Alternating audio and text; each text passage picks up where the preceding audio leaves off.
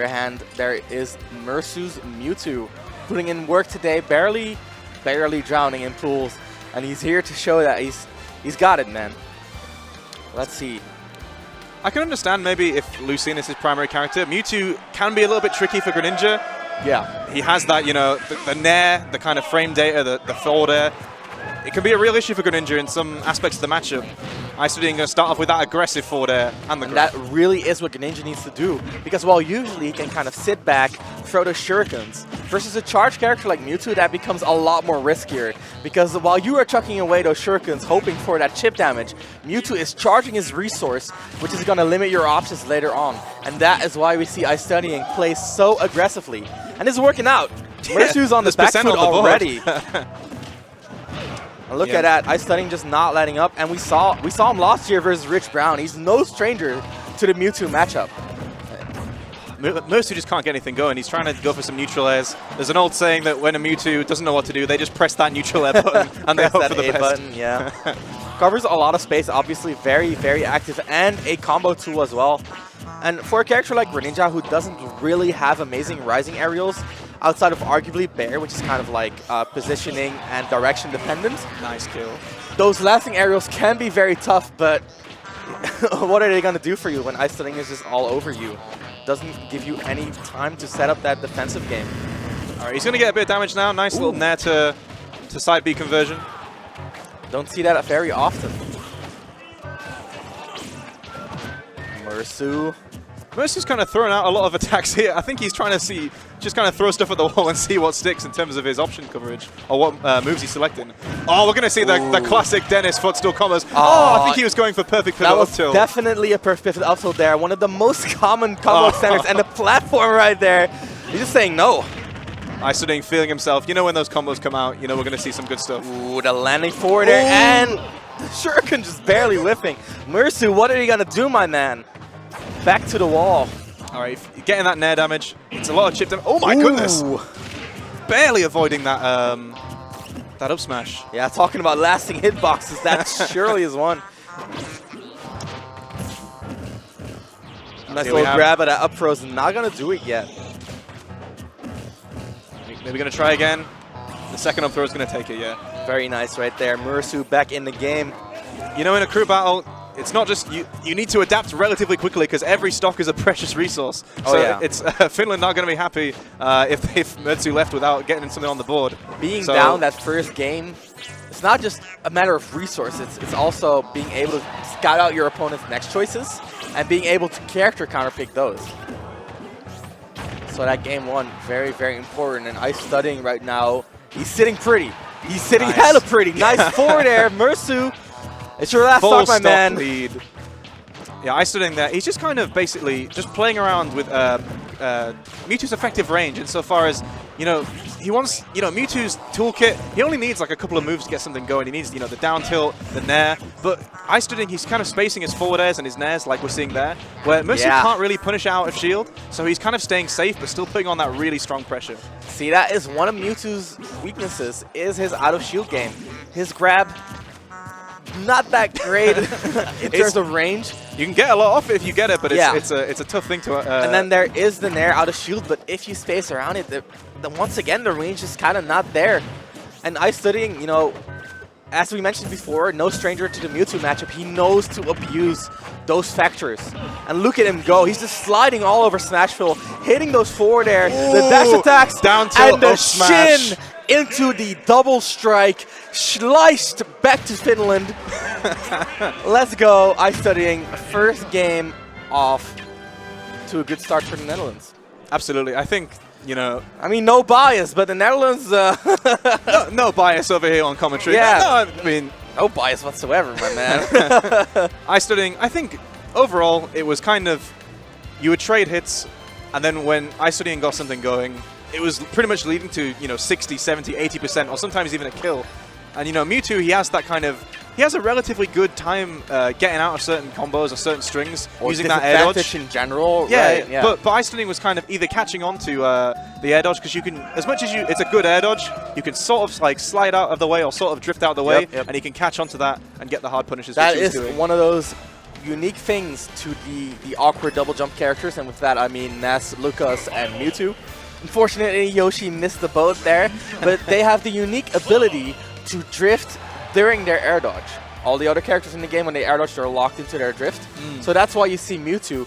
Not only does he disappear, he can also adjust his drift, really making it tough to catch that air dodge from time to time. But you know, it is Greninja, that lasting up air, that great speed to get where he needs to be to get that punish. He was just all over him, and the finish, smart. They're putting in the Prodigy, solo battle. The Prodigy child. The Cloud. This is the guy who's been underseeded in pools and was just running through the bracket, basically. He's the guy who did really well at counterpick yesterday. Oh, of course, counterpick as well. So, all right, Dreamland is the pick. I think this is smart.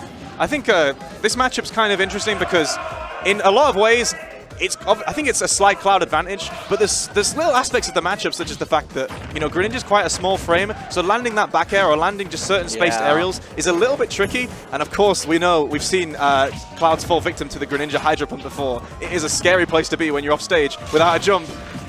And, you know, while many would see this matchup as Cloud favored in general, it's still an uphill battle for him because, as you mentioned, that Hydro Pump adds a lot of offstage pressure. Oh my goodness me! Ooh, only gets the 1 foot still down it. Oh, once the Shadow Sneak kill. But solo battle, he's one step ahead. He didn't air dodge into that, and he's got limit on deck, and that's gonna boost his stats.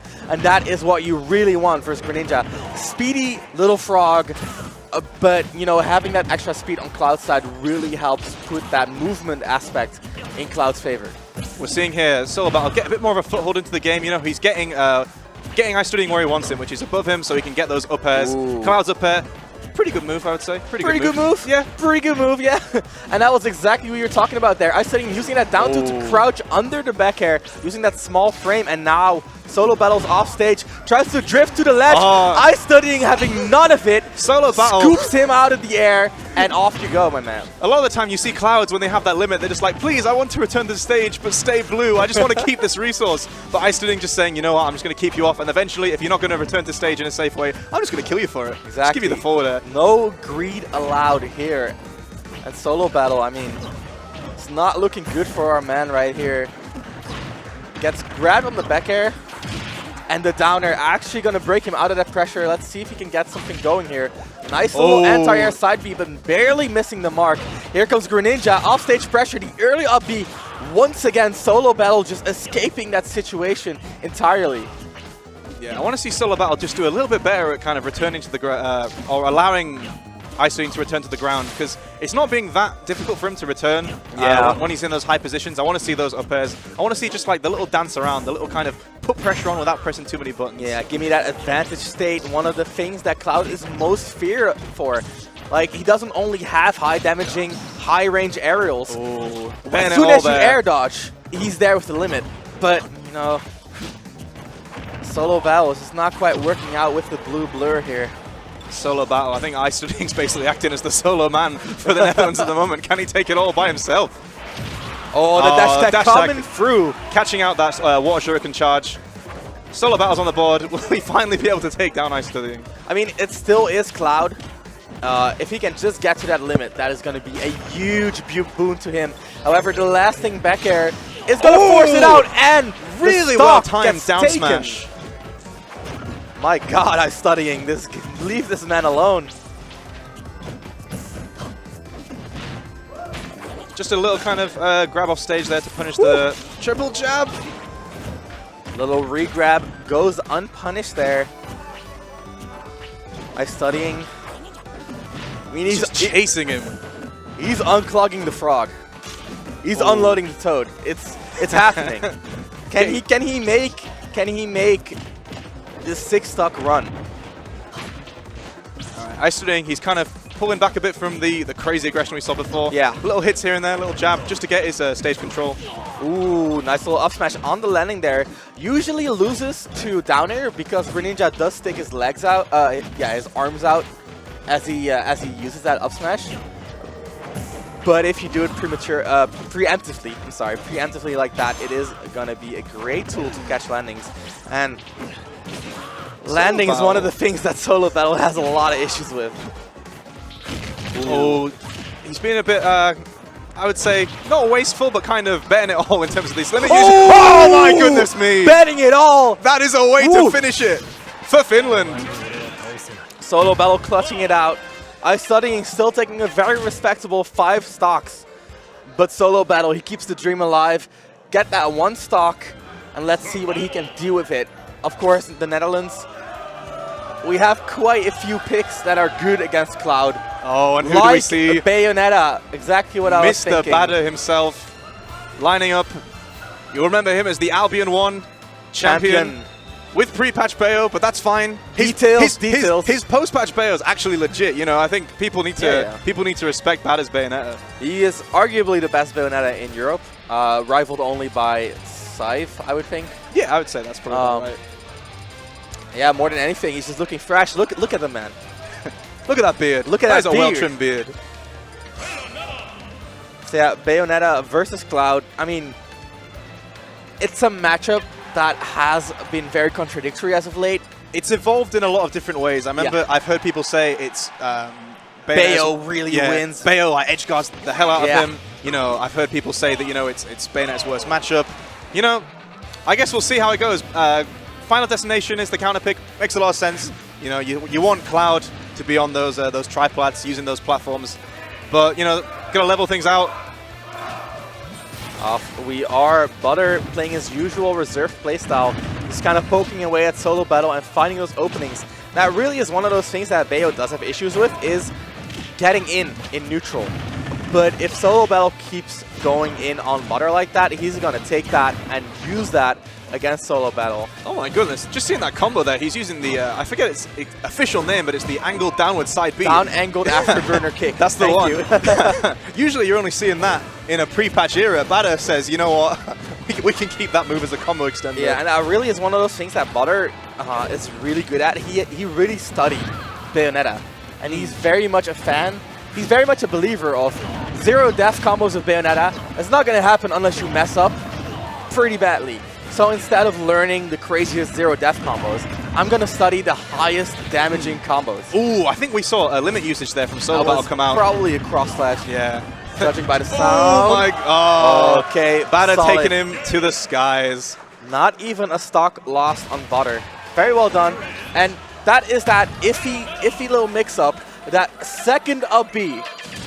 Usually you need to DI that up B out to make sure you don't get hit by the up air afterwards. But if she B reverses it in the blast zone, you cannot see which way she's phasing. And if you DI backwards, you're gonna get caught by the up air anyway. And that really was that little bit of optimization that pushed Butter's combo from a strong combo to a death combo. Very well done. Here we have, stepping up for Finland, I Zartsu. believe we were talking about before. Yeah. Is this the man who, I believe, took out Batter in bracket earlier today? Zartsu coming back and saying, you know what, that wasn't a fluke, I can do it again. Let's meet in crew battles. Look at Ray Boss fucking out in the crowd. That's my boy right there. Anyway, yeah, I mean, Zartsu, let's see if it's not a fluke. That's what I'm saying. Like, Butter is wizened up. I can see it. I can see it in his beard. He's stroking his beard. He has that, you know, the classic sort of, I'm thinking about the nuances of this matchup. And, you know, the thing is that Little Max, you know, obscure, one of the most obscure characters that you'll see, maybe not on For Glory, but at the highest level of tournament play, he is not a character you'll see very often just because, you know, the character has a lot of weaknesses. A lot of weaknesses. And, you know, being in the air is quite important. I feel like aerials are pretty good to have in this game. And Mac, arguably, slightly lacking. Nah, but for real, the thing about Europe is we actually have 2 top-level Macs. There's not just Zartsu. There's also Destiny. Oh, of course, yes. Right, very talented player as well. But right now, it's going to be Zartsu in the driver's seat. And we're going to a triplat, actually. And while usually Mac would avoid triplats to avoid the platform camping, on Battlefield, he can actually jump full hop on the side platforms, making it a lot harder to platform camp him on this stage. It's interesting because, you know, you think of a lot of people... Oh my goodness! He used the neutral B! He gets up. That is what so smart. What a madman! But I was saying before, in terms of you think of, you know, Mac's best stage, most people would say, well, the Macs might disagree, but people think it's something like Final Destination. Town of City, Final Destination, yeah. But Battlefield seems like, in a lot of ways, a polar opposite to Final Destination, but you can use just different aspects of, like, having KO stage punch. control. Okay, It's offline. But yeah, you're absolutely correct, but we often hear Soul, the Floridian Mac name, talk about his love for Battlefield as a stage. So I guess there's something to it for the aerial Mac Mac. players. Oh! The super armor coming through, and Zartsu making true on what happened earlier today. Oh my goodness. Using that side B to get out of the platform pressure. Very, very smart. You don't see that often. Up smash. If Zartsu keeps this up, I think Bada's going to be having nightmares about this guy for a long time. Oh, okay. Clips him with the neutral air. The classic whole day to do an edge guard from Bayonetta. Dutch crowd popping off when a Bayonetta gives to Lil Mac. I mean, guys, I love you, but there are limits to my love. And this is the thing, Bayonetta known for her extensive aerial combos, and Little Mac not known for being someone who's particularly good in aerial disadvantage. So it's basically how much Bada can capitalize. Zartsu saved his jump all the way, and now he's in the driver's seat. Barely missing that down smash right there. Oh my goodness, and this is really like one of the things that Butter needs to look for is those aerial juggle situations and getting those up Bs just like that to prevent Mac from landing, because Mac has legitimately zero options against that up B. Like, zero. Just press counter. It might work. It might work. Why not? Or you die. Oh, ooh, just panicky witch time there from Bada. Zartsu going to call that out. Not with a fully charged F smash, but a decent amount of damage. That was a tough for sure, my guy. All right, we got KO punch here. Ooh, going for that up Butter, tilt. I mean, we saw him board the platforms for a while playing that Nintendo 64, but he's not able to keep doing it because Zartsu took the percentage lead here. And I actually talked to Butter after his set with Zartsu, and he was like, "Yeah, I don't respect Lil Mac enough, so I don't try to lame him out. I don't have that kind of respect for the character." Disrespect Little Mac at your at your worst. It's okay. He bounced, but he's good. He's fine. Oh, but he's not. He's not. And Zartsu doesn't even have a percent on him. Those up B multi hits, not enough. And here's Butter, man. Like, get that lead and board the platforms, my guy. Don't disrespect the Mac. Jump was gone there, but he managed to side B back. Oh my goodness. Tell you what, Mac, when he has that kind of center stage, or even just has someone on the ledge, he just has so many options to cover. Oh, these panic options from Bada. You were seeing why the bracket set went as it did. Oh, this might be it. Oh, it's not. Oh, it's not. That up B from Little Mac trading with Bayonetta's up B. Such a good move, and Zartsu, such a brave player to just be able to throw out that up B by the ledge, or was it a jab? I don't even know. It was a great option either way. Down throw, not going to combo into anything. All right, Zartsu, he knows that KO meter's nearly there. He just needs to chill, man. One more tick and it should be filled. Oh, Zartsu trying to fit. Oh, that should be it! Which time, the up smash. Such a tragedy on the final blow. Zartsu is the one on the short end of the stick. I mean, what is there to say? The crowd pops off for witch timing a Little Mac. It's like you were saying. I mean, credit to Bada, doing his thing there. You know, yeah. I mean, I'll be honest. Zartsu he almost got me. I was trusting in Little Mac. I believed. You thought he was the pick. I thought he was the man to do it. But at the end of the day, the top tier is just coming through, and Finland down to their second to last man. All right, we're going to see Kekiri. Great name, by the way. Great tag. Loving these tags coming in from Finland. Kekiri or Kekiri? Ooh, I think it's like, yeah, because I believe he's a Link player, so it's like Kekiri, oh, you see. It's a pun on Kekiri. Yeah, I like that. I'm a fan. Respect I'm definitely a fan, yeah. I mean, Butter, on the other hand, I mean, that's a solid tag because it's also his name. And I respect that as someone who uses my name as my tag. I mean, shout out to Larry Le. One of the better tags. Larry Holland. Oh, yeah, of course. Also known as Does Everybody Hate Falco?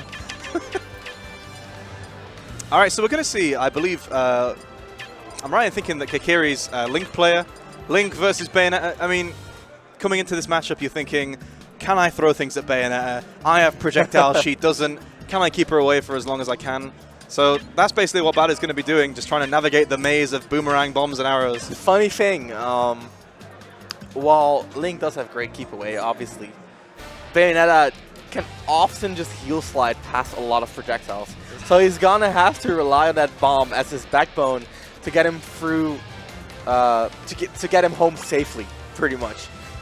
Because, you know, Bayonetta will eventually find her way in.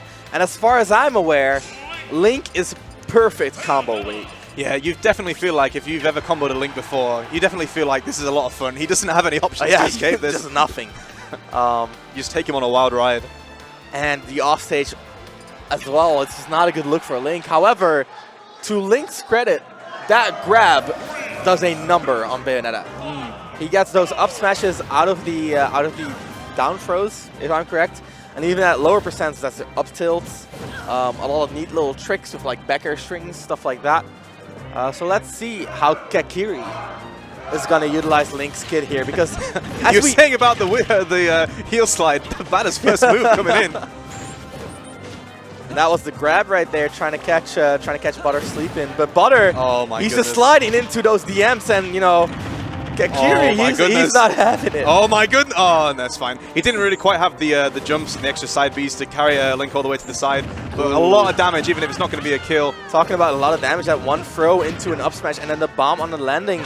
A little bit iffy on the follow-up right there, but I like the idea. You got to push your advantage when you do have that hit on Bayonetta. Guns coming out, forcing Kakiri to go high. The bomb is going to explode, going to make recovering a little bit easier. And Kakiri, that's not a target you want to bomb, my man. See if he can make it back this time. Uses that tether right there. Gets a nice little jab combo. And this is the thing, we've seen Link time and time again. Well, I say time and time again, a kind of rare character, but when we do see him at the high level with players like T, Link with Rage hits like a truck. Oh yeah. This is definitely not a stock over moment for Link yet. He's heavy, and at these percents is actually where one of Bayonetta's weaknesses shines, which is her inability to kill. They're going to go for that. If you don't get the combos, but if you do not DI those side Bs properly, it is going to be a Herculean task right there. Bada spent the whole game just trying to keep Kakiri off stage, and he succeeded pretty much perfectly, just getting that extra damage from just keeping him in disadvantage. Crazy combo here coming from Bada. He just keeps being aggressive. Yeah.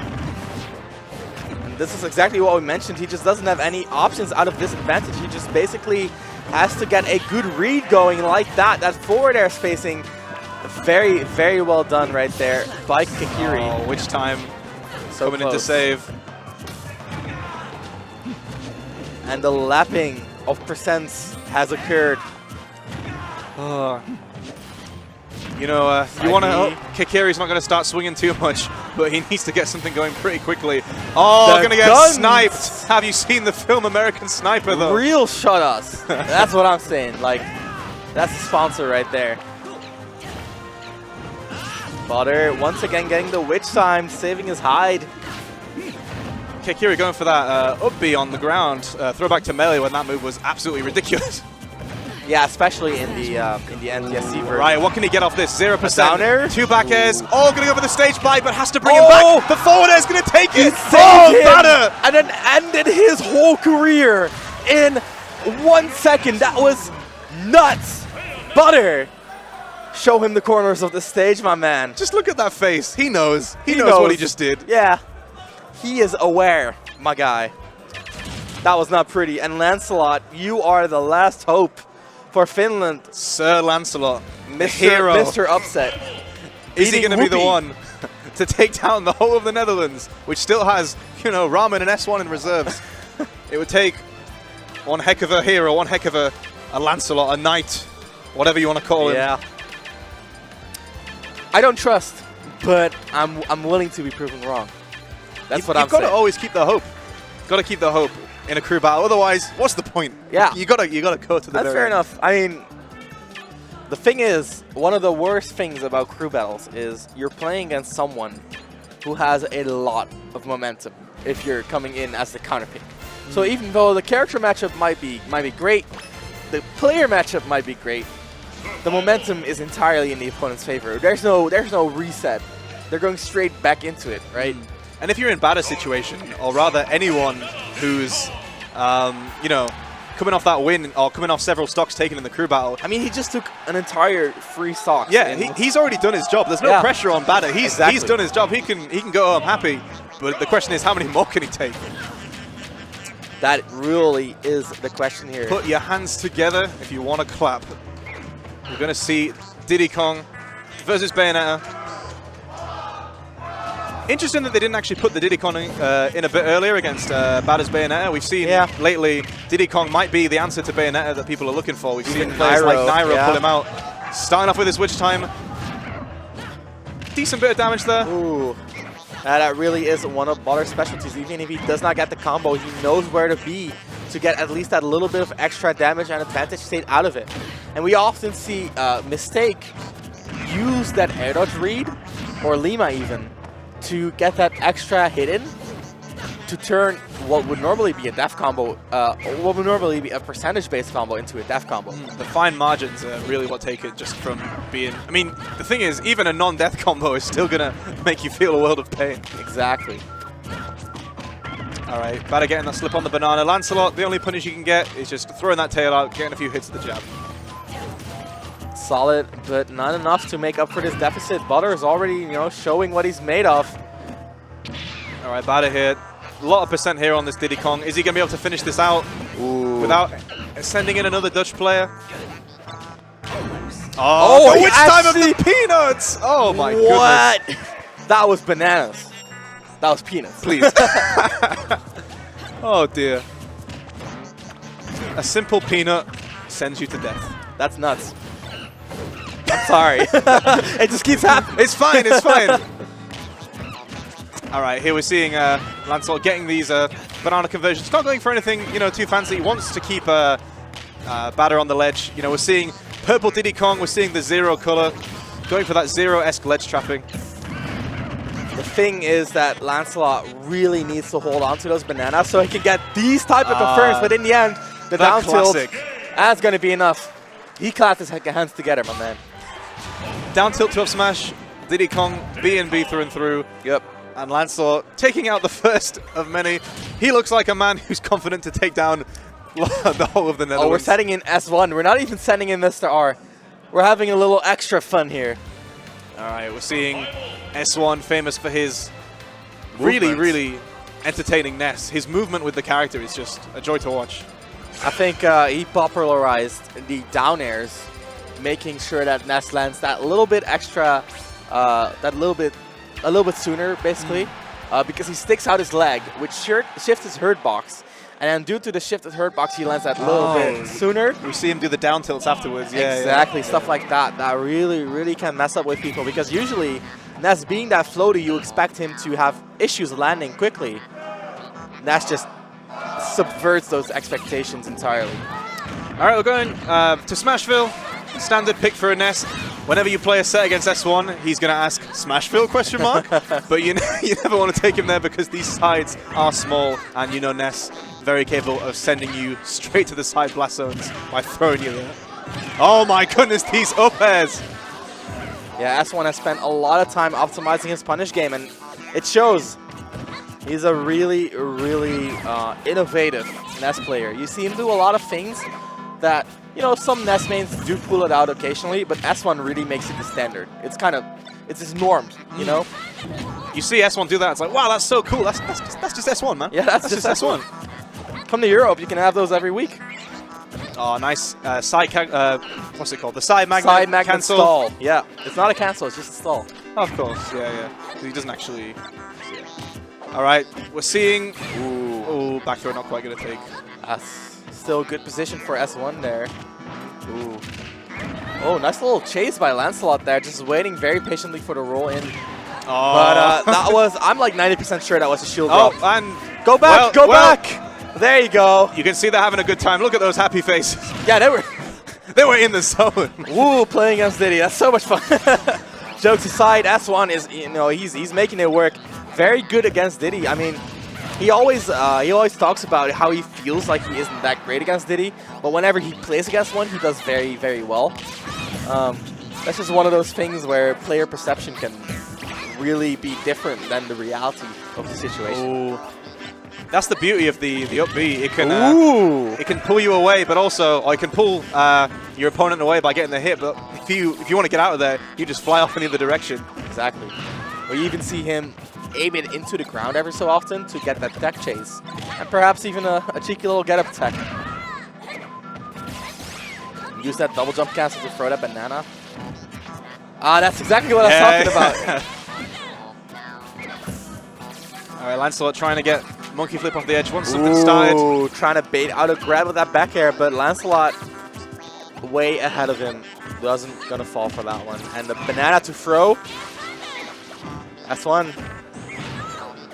All right, Lancelot happy just to get him off stage. Try and get the ledge trap in, but S1 returns immediately.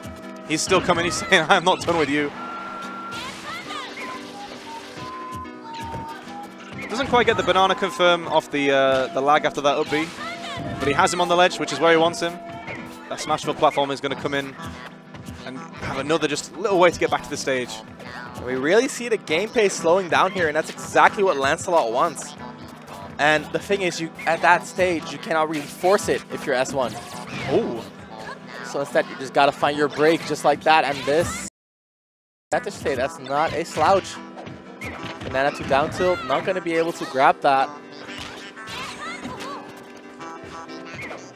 All right, Lancelot at this stage. Ooh, it's nice little B mix-up. It's looking tough for him. So the question is, can he just get an extra stock off before?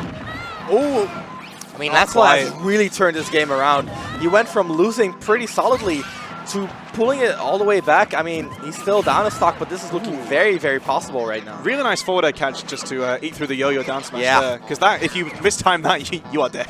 The yo-yo down smash, of course, it is item priority, so you're going to be able to clank that with almost anything. Ooh, what's going to happen here? Oh. And the back air, Lancelot on the board. Let's see what makes what happens here, because we do know the Diddy board. Never mind. Upwards aerial. Upwards aerial. That's, as we like to call it in the Netherlands, that's the aerial Mario up smash right there. Finishing it out cleanly for the Netherlands. 7 stocks.